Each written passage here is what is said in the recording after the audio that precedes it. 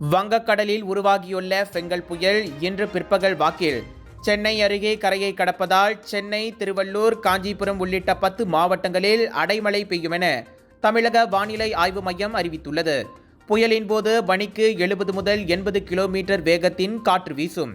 இடையிடையே 90 கிலோமீட்டர் வேகத்தில் சூறைக்காற்றும் வீசும் என எச்சரிக்கப்பட்டுள்ளது. இதையடுத்து பாதுகாப்பு முன்னெச்சரிக்கை நடவடிக்கைகள் முழுவீச்சில் மேற்கொள்ளப்பட்டு வருகின்றன. அவ்வகையில் சென்னை, கடலூர், காஞ்சிபுரம், விழுப்புரம் உள்ளிட்ட பல மாவட்டங்களில் பள்ளிகளுக்கும் கல்லூரிகளுக்கும் இன்று விடுமுறை அளிக்கப்பட்டுள்ளது. பல்கலைக்கழகங்கள் மற்றும் கல்லூரிகளில் இன்று நடைபெறவிருந்த தேர்வுகளும் ஒத்திவைக்கப்பட்டுள்ளன. சென்னையில் உள்ள பூங்காக்கள் மற்றும் மெரினா உள்ளிட்ட கடற்கரை பகுதிகளுக்கு பொதுமக்கள் செல்லவும் தடை விதிக்கப்பட்டுள்ளது. பல நிறுவனங்கள் தங்களது ஊழியர்களை வீட்டிலிருந்து வேலை செய்யவும் அறிவுறுத்தியுள்ளன. புயல் எதிரொலியால் ராட்சச விளம்பர பலகைகளையும் கட்டுமான தளங்களில் கிரேன்களை இறக்கி வைக்கவும் உத்தரவிடப்பட்டுள்ளது.